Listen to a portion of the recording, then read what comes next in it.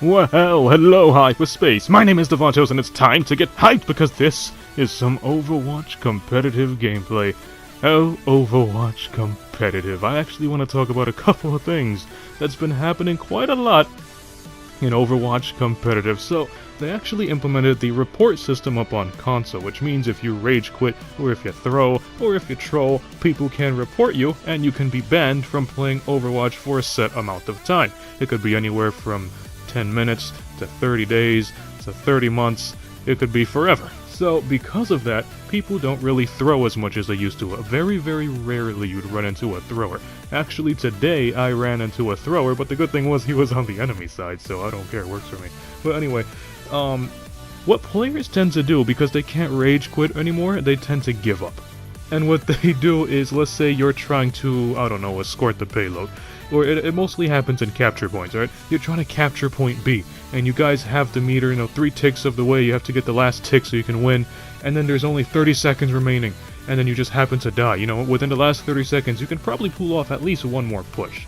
So, what these people would do is, the last 30 seconds are available, apparently to them, the team isn't coordinating, the team's not really playing to their liking, so they give up. So they would just be sitting at spawn, and then you would see the other teammates just, move on into the battlefield. Don't be the guy who sits at spawn, because a lot can happen in Overwatch in 30 seconds. You have people who fly all over the place, like D.Va, Pharah, Winston, Genji, Tracer, and you have the slow characters, like McCree, like Widowmaker, and so on. But, just because you can't make it to the payload, just because you can't make it to the point in time, because let's say you're a slow walking McCree, that doesn't mean you should just give up and just sit there and let the enemies take the win.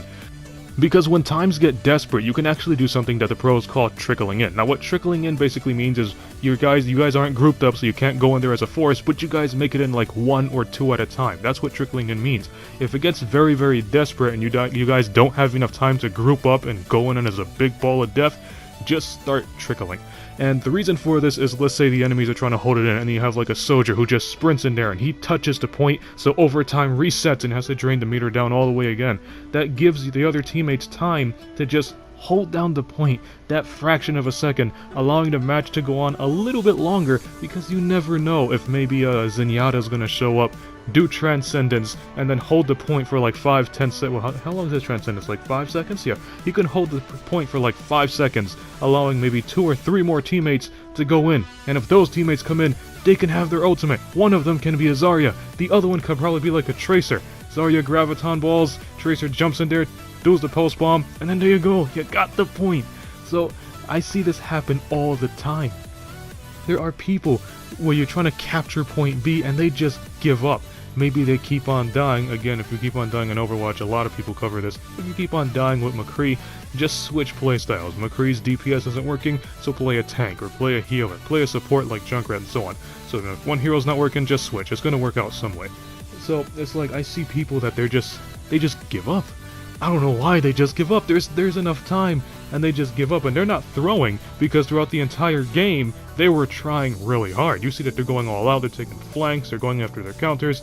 Even a couple times they try to fight head-on with their counters. You see Genji's, who gets so desperate, he tries to take on a Winston. He obviously loses, but at least he put on the attempt because he saw he was going to lose anyway. So, these people, they aren't throwing.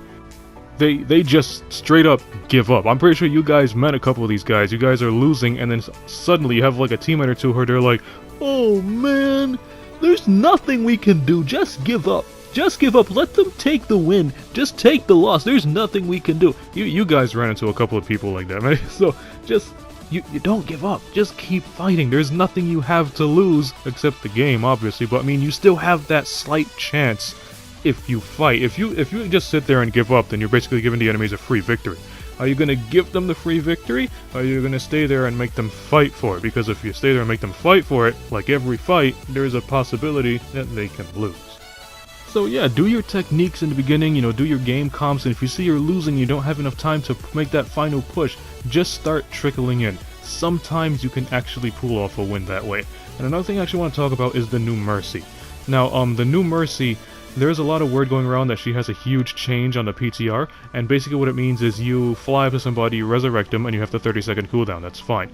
And at the current public servers, when you activate Valkyrie, it resets the 30-second cooldown back to 0, so people tend to use that to get a free revive. What they would do is they would fly to Junkrat, revive Junkrat, pop Valkyrie, revive a dead soldier, and there you go, you got 2 people revived.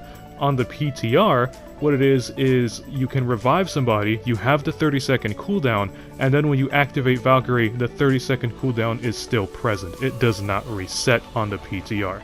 The game developers went on record and they said that's something that's just in the PTR, they're just testing with it, and they highly, highly doubt it would make it into the public servers. So, you don't really have to freak out about that. It was kind of like with the Bastion change, when Bastion had his hyper armor, when Bastion takes less damage in sentry gun form. On the PTR, he had 50% damage reduction when he's on sentry gun form. That was insane. He was basically indestructible when he was in sentry gun.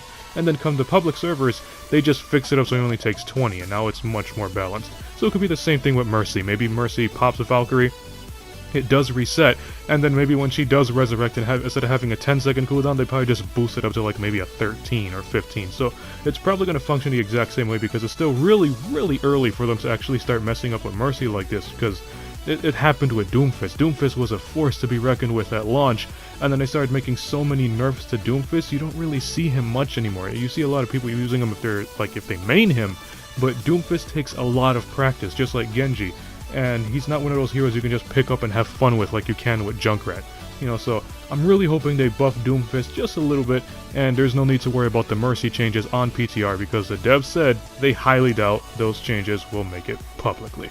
Another thing with Mercy are Battle Mercies. Now, with these Battle Mercies, yeah, you pop Valkyrie, you can fly all over the place, and you have a little machine pistol, but the problem is, you can still take damage. A lot of people don't realize that. Popping Valkyrie does not make Mercy invincible.